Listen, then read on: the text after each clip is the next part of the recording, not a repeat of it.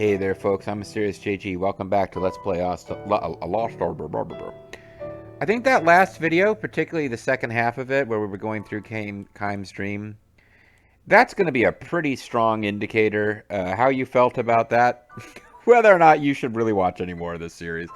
I'll try not to keep getting in front of where the dream is going and making fun of it.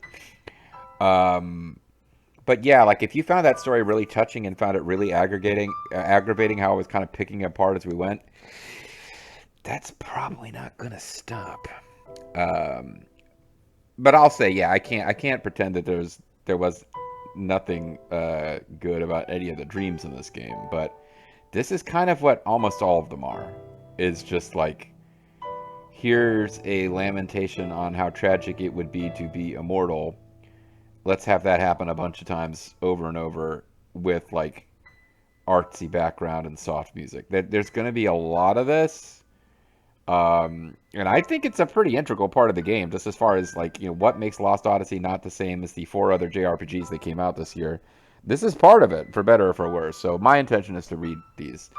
And because I've got a walkthrough, I'm pretty sure we're going to actually find all of them. So again, this is not your cup of tea. Maybe you need to go to the next inn and find the next little breastless girl to tell your stories to. Or find somebody else to come in and tell you stories. I think it's over. I had to press A to advance. It's not over. I was so fucking convinced it was over, I called it a video. Hannah makes her departure. Her face is transfused with a tranquil smile, as if she had just said, "See you soon." Her eyes will never open again. A single tear glides slowly down her cheek. End. Well, I suppose end might be the thing for me to look for in future dreams to know if they're over. Memories, whatever they're called.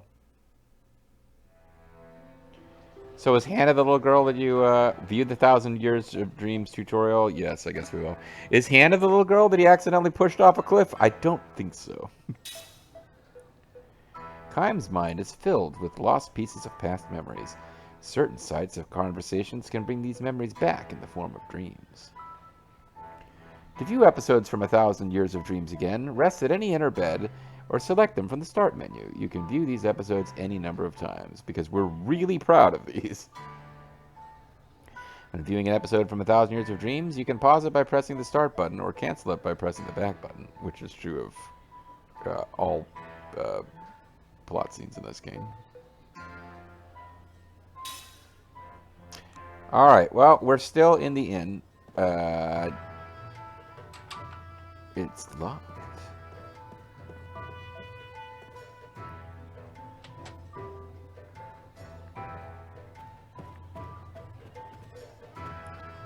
Doesn't look like we can go back to sleep.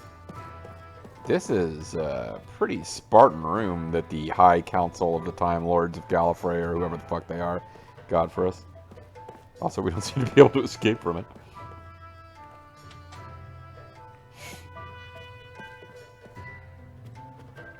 I just had the weirdest dream about a little girl who's dying and stuff. Have you been in Europe for a long time? This is my first time. I'm looking for a job to make something out of my life. Also, why are you in my room?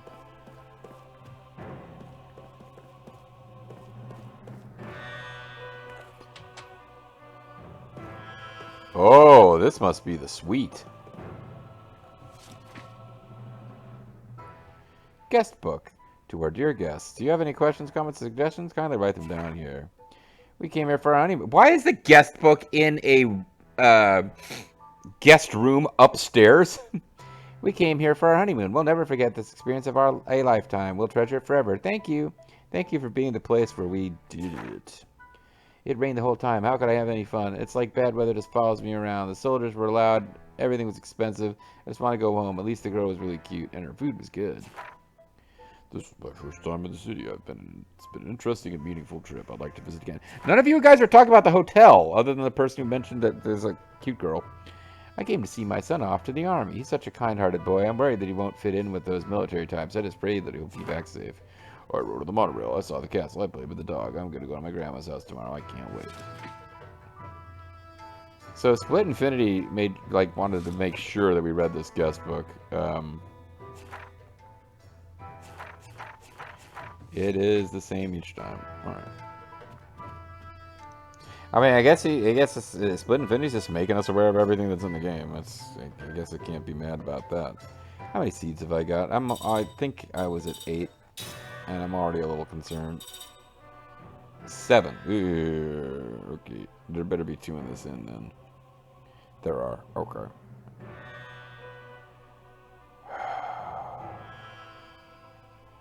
Oh no, I got ahead. Okay, all right, never mind. We do have the right number of seeds, guys. Don't everybody calm down.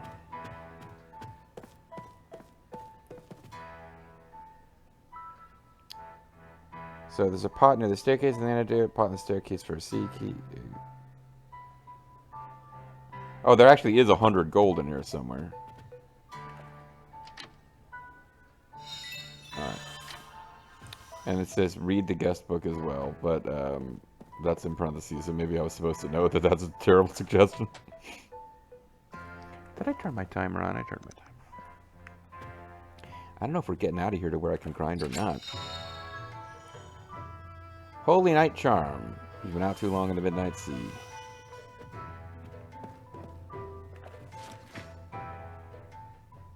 Ura Street Map. Great Gate, downtown Ura, the palace, transportation in Ura. Great Gate. This magnificent structure serves as the entrance to the city of Ura, as well as providing protection from enemies. The monorail station has now become an essential part of Ura's transportation and is one of the blessings of the Magic Industrial Revolution. Downtown Ura. The beautiful sights of Main Street are the most memorable parts of Ura. The charmingly authentic Flagstone Boulevard melds seamlessly with the wonders of modern magic engine technology to create a wonderful blend of old and new Ura in one unique view. The palace, even under Ura's modern Republican government. Oh man. Ura's got a modern Republican government. They're slashing, like, all essential services to the bone. Tax cuts for millionaires. Eat the rich, guys. Anyway, the palace's majestic exterior continues to loom over Ura. However, election security is an incredibly important issue. And we really care about the sanctity of girls' sports.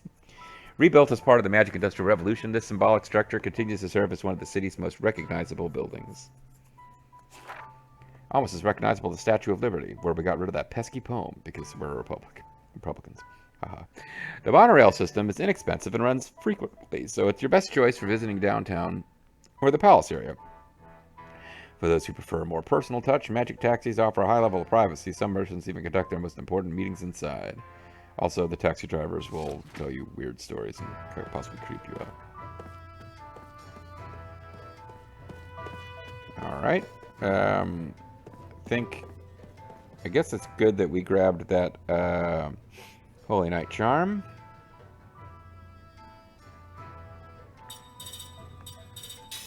That's not where I meant to be. Yeah, we don't actually have a charm equipped yet, do we? Yeah, there we go. So this is good. Increase magic and physical defense during critical HP status. Oh, I see. So we have it. Yeah, that's right. We equip it and we learn skills like Tales of Vesperia was. That's not the only way to learn skills, but it's the only way that we have right now. We got the seed. Show us the seed. I want the seed. Alright, we have the number of seeds we are supposed to have, and I feel like we have like 19 before we leave the inn. This is getting crazy.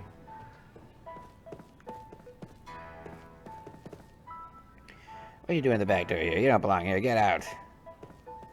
I mean, he's not wrong. It's locked.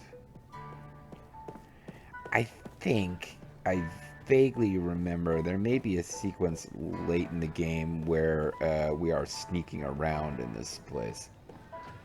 Like using some kind of back path to get back into the city when story events have changed. Did you sleep well? No messages for you yet, I'm afraid. We'll hold any messages that come for you here, so please, don't hesitate to take a stroll outside. I'm sure you'd like to forget the horrors of the battlefield. Oh, did I just remind you of them? I'm sorry. Oh, by the way, feel free to use any of the items you find here. They are compliments of the house. Oh, well, thank you. Thanks for telling me now that I've already taken them. Welcome to my inn. Please take your time, relax, and enjoy yourself here. Okay. So, it's now 50. It's like, oh, we'll keep your messages for you here. But if you actually want to get, sleep again, then that's 50 gold. Sorry. We weren't like, we didn't have like multiple nights booked at this place.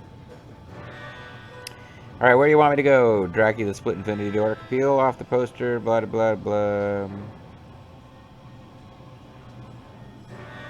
Oh, residential area. So, he did say exit north at the end of the last segment, which gets us here. Alright, so we got a couple of posters, one of which has a key seed.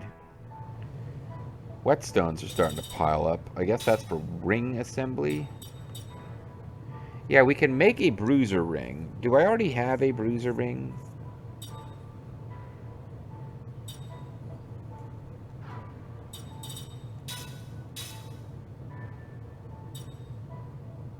Oh, I have the killer machine equipped. The killer machine. So I believe I could now... Oh, never mind. No. I could make another level 1 bruiser ring. But I don't have what I would need to make a bruiser ring plus. The question, of course, is are whetstones an ingredient on anything else? Or is there a one-to-one relationship between what you make a ring out of and... You know, like... You know what I'm saying? Like, firestones are used to make fire rings and nothing else. Whetstones make bruiser rings and nothing else. I do not know the answer to this question, because if I did, I don't see that there would ever be a point in not making a bruiser ring every time you get enough whetstones, because there's nothing else you do with whetstones. But I don't know that, so let's not stress right now. We got 100 gold.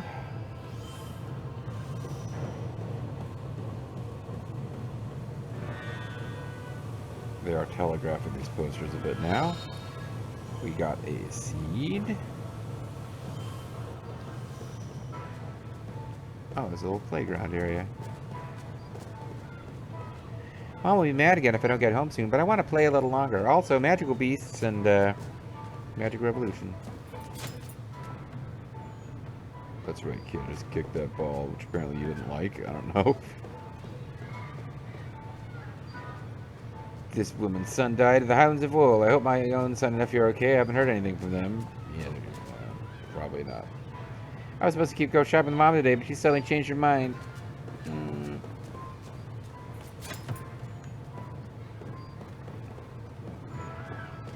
See if I can hit this little girl with the ball.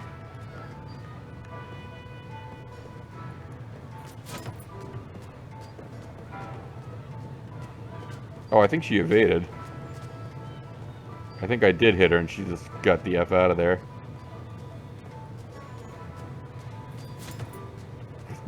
What a dick. I mean, Kime, not me. There's nothing wrong with me. I'm not a psychopath.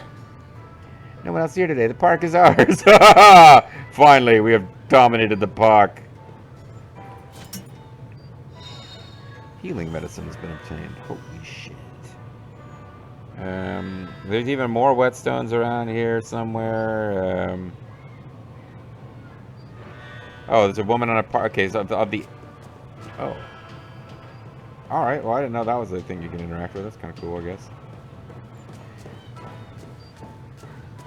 His name is Gato, and he has metal joints. Beat him up. You can earn 15 silver points. So somebody on this bench we actually should interact with. Oh, never mind. Accusable scene. Is he having another memory? Great. I don't have enough time left in the video for this. Kime recalls a memory that was locked deep within his heart. God doesn't even mention this.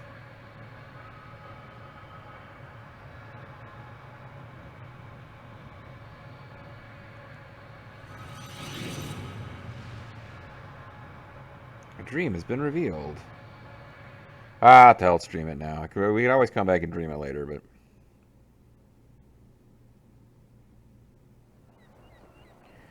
White flowers. Why it gotta be white flowers? Lovely white flowers mark the town. They bloom on every street corner, not in beds or fields set aside for their cultivation, but blending naturally and in profusion with every row of houses, as though the buildings and the blossoms have grown up together. The season is early spring, and snow still lingers on the nearby mountains, but the stretch of ocean that gently laps the town's southern shore is bathed in refulgent sunlight. This is an old and prosperous harbour town. Even now, each day its piers see many cruise ships and freighters come and go. Its history, however, is sharply divided between the time before and the time after, an event that happened one day long ago. People here prefer not to talk about it. It's sad and depressing, but it's really deep writing on our part, the watershed engraved upon the town's chronology. The memories are too sorrowful to make stories out of them. Kane knows this, and because he knows it, he's come here once again. Passing through, the tavern master asks him. At the sound of his voice, Kane responds with a faint smile. You're here for the festival, I suppose. You should take your time and enjoy it. The man is in high spirits. He's joined his customers in glass after glass. Until now, he's quite red in the face, but no one shows any signs of blaming him for overindulging. Every seat in the tavern is filled and the air reverberates with laughter. What signs would you show of blaming him? I guess scowling. Happy voices can be heard now and then, as well as from the road outside. The entire town is celebrating. Once each year, the festival has people making them merry all night long until the sun comes up. I hope you got a room for the night, sir. Too late to find one now. Every inn is full to overflowing. So it seems. Not that anyone would be foolish enough to spend a night like this quietly tucked away under the covers in his room. The tavern master winks at Kime as if to say, Not you, sure, I'm sure. Tonight we're going to have the biggest, wildest party you've ever seen, and everybody's invited. Locals or not. Drink, food, gambling, women. Just let me know what you want. I'll make sure you have it. Kime sips his drink and says nothing. Because he is planning to stay awake all night, he has not taken a room, even though he has no plans to enjoy the festival either. Here's the sound of him urinating. Kime will be offering up a prayer at the hour before dawn, when the light is at its darkest and deepest. He will leave the town, sent off by the morning sun as it pokes its face between the mountains and the sea. From the mountains to the sea, is that like are you slipping that in there, game? You don't think I know what that means? Just as he did at the time of his last visit. Back then, the tavern master, who a few minutes ago was telling one of his regular customers that his first grandchild is about to be born, was just himself an infant. This one's on me, drink up, says the tavern master, filling Kime's shot glass. He peers at Kime suspiciously and says, You did come from the festival, didn't you? What festival? No, not really, says Kime. Don't tell me you didn't know about it. You mean you came here by pure chance? Afraid so. Well, if you ever come here on business, forget it. Forget it! You'll never get serious talk out of anybody on a special night like this. The tavern master goes on to explain what is so special about this night.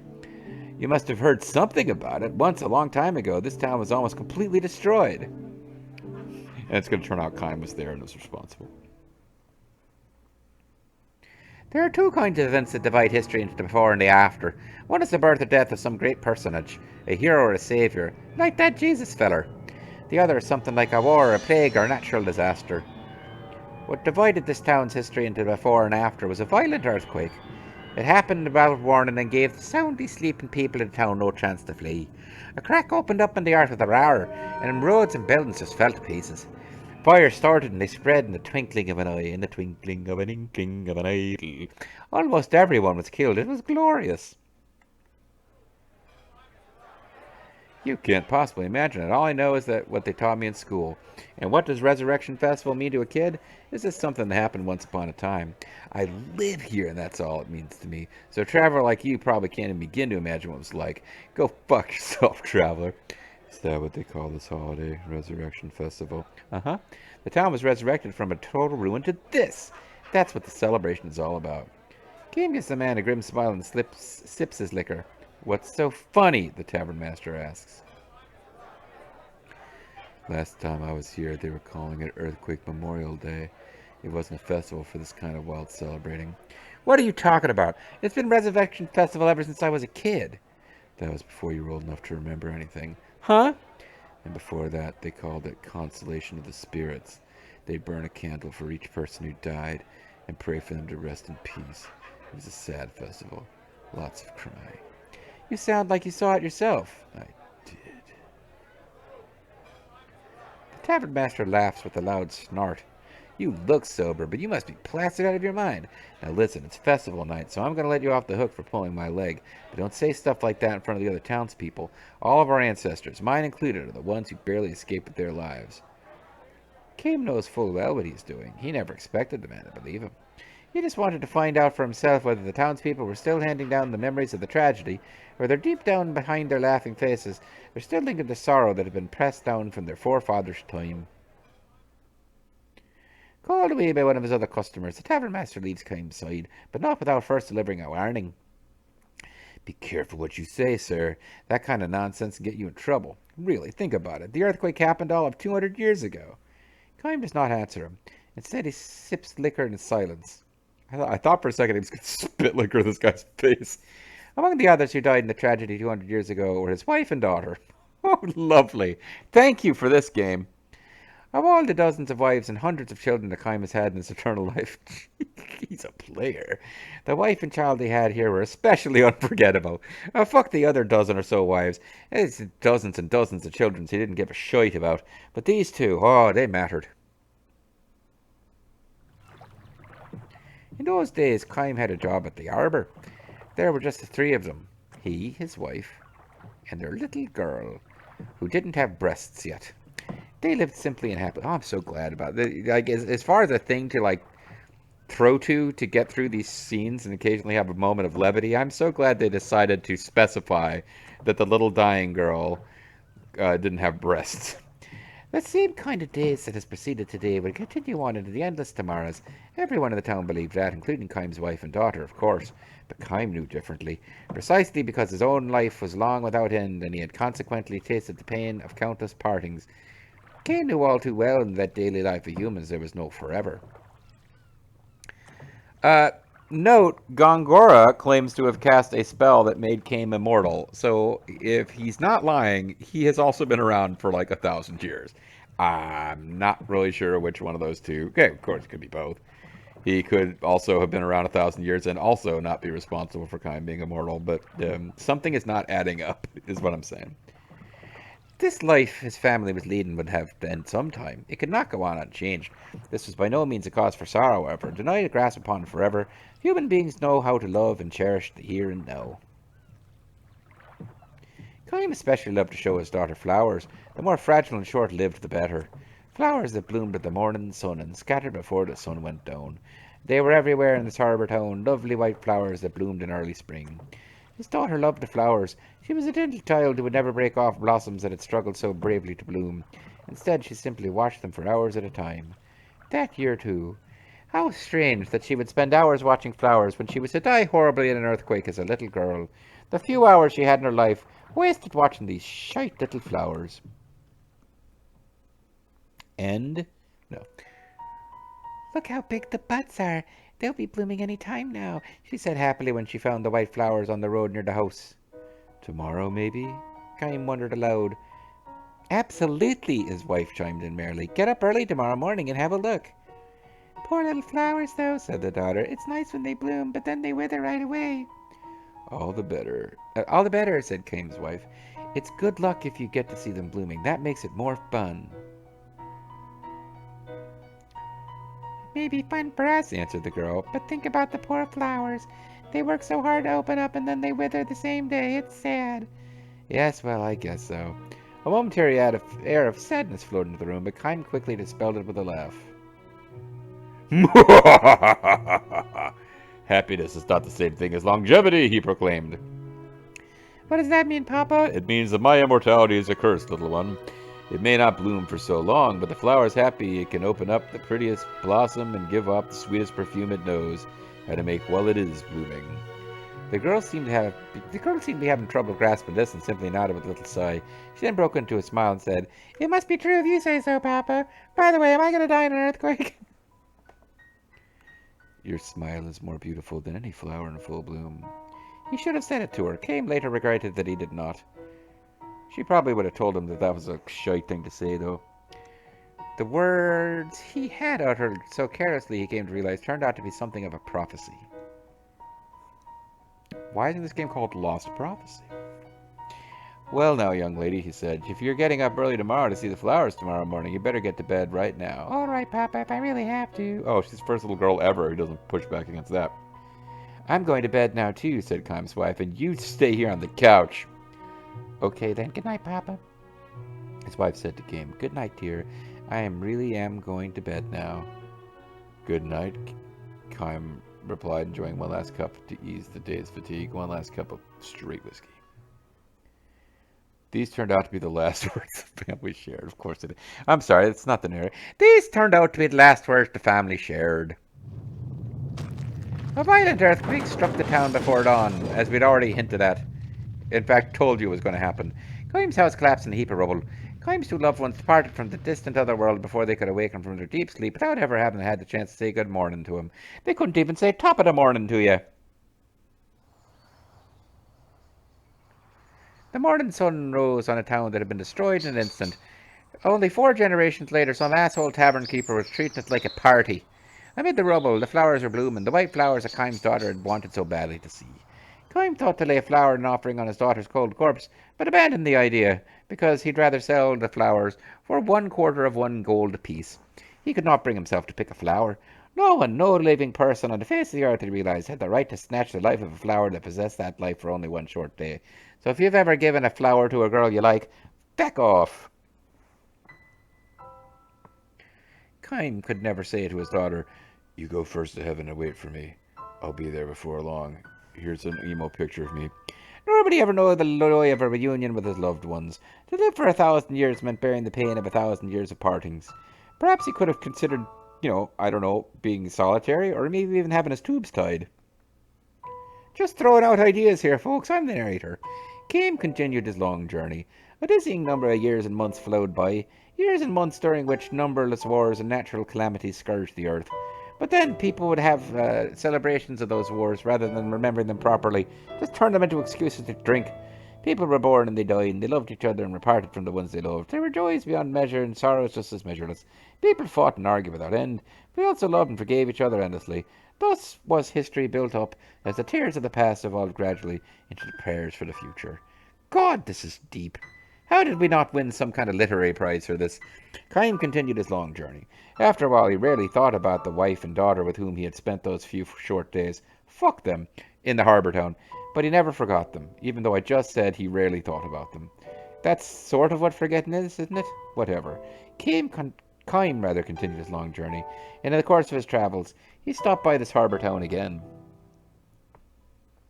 Are we going back to the friggin' innkeeper? Or can we not move on? As the night deepened, the din of the crowds only increased, but now as a light comes into the easterly sky, without a signal from anyone, the noise gives way to silence. Kime had been standing in the town's central square. The revellers, too, had found their way here at one at a time, until almost before he knows it, the stone paved plaza is filled with people. Kime felt a tap on the shoulder. "I didn't expect to find you here," says the tavern master. When Kime gives him a silent smile, the tavern master looks somewhat embarrassed and says, "There's something I forgot to tell you before." "Oh?" "Well, the earthquake happened a long time ago, before my father and mother's time, even before my grandparents' generation. It might sound funny for me to say this, but I can't imagine this town in ruins." "I know what you mean. By the way, tavern master, are we the only 2 people in this town? You got no one else to talk to?" "I do think, though, that there are probably things in this world that you can remember." I've been chasing you down so I can say this to you, stranger who is slightly standoffish to me and my tavern. "There are probably things in this world that you can remember even if you haven't actually experienced them, like the earthquake. I haven't forgotten it, and I'm not the only one. It may have happened 200 years ago, but nobody in the town has ever forgotten it. We can't imagine it, but we can't forget it either, because we don't remember it to forget it. Right?" End! Just as Kame nods again to signal his understanding of the tavern keeper's nonsensical words, a somber melody echoes through the square. This is the hour when the earthquake destroyed the town. All the people assembled here close their eyes, clasp their hands together, and offer up a prayer, the tavern master and Kime among them. Although earlier we'd established that he'd offered to get us booze, drugs, or women. I guess the people who are scoring just pause the debauchery to clasp hands at this brief moment. To Kime's closed eyes come the smiling faces of his dead wife and daughter. Why are they so beautiful and so sad? Why are they so beautiful and so sad? I forgot, sorry. This face to believe with all their hearts that tomorrow is sure to come. The music ends. Can the dream end? The morning sun climbs above the horizon, and everywhere throughout the town bloom countless white flowers. end. In 200 years, the white flowers have changed. The scientists have hypothesized that the earthquake may have changed the nature of the soil itself, but no one knows the cause for sure. The lives of the flowers have lengthened. Also, they've become monsters because of the magic revolution. Where before they would bloom and wither in the space of a day, now they hold their blooms for 3 or 4 days at a time. Moistened by the dew of night, bathed in the light of the sun, the white flowers strive to live their lives to the fullest, beautifying the town as if striving to live out the portion of life denied to those whose tomorrows were snatched away from them forever. Oh, so the flowers are living longer because your wife and daughter died. Got it. End. Thank you. Maybe they front load the dreams. Like I kind of wanted to get to a point in this video where we had we're ready to actually leave town, but we're not quite there. We have 9.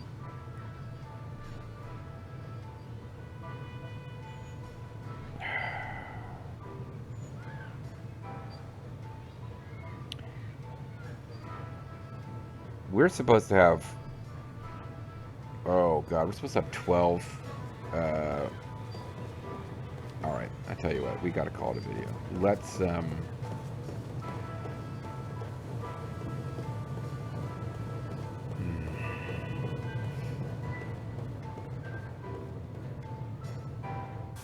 So this dream is not mentioned in the walkthrough, which is kind of a surprise.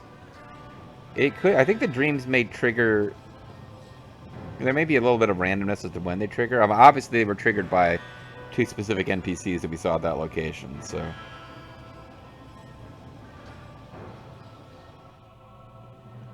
I don't want to move events along, and apparently talking to the innkeeper will eventually do that. So I'm going to throw down a save, and when we come back next time, like because I'm looking, I don't know for sure that we're 1.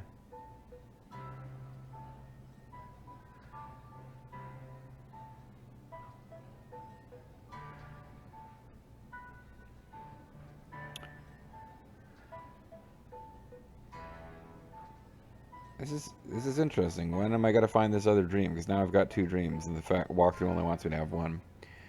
I don't think we've messed anything up on our saves, but I'm going to throw down a save here. I'm just trying to get a sense, like, how confident am I? And I'm really... White Flower's dream is 3 of 3. So there is a second dream that I haven't got yet that if I follow this walkthrough, I'm going to get. Yeah, my confidence that I am actually going to get to the point where we can fight monsters and start gaining skills in the next video is, like, pretty low. So I'm calling it I think I'm calling it a session here. And when we come back next time, I don't think I'll spend the next week in constant anxiety over this. I think without doing that, I will probably remember next time to carefully check how many seeds we got before we continue with Lost Odyssey. Remember what I said at the beginning of the video about how my tone on the dreams is going to be a big tell? Yeah, doubling down on that one. A big tell as to whether or not you'll like the series. Yeah, doubling down on that. Thanks for watching, guys.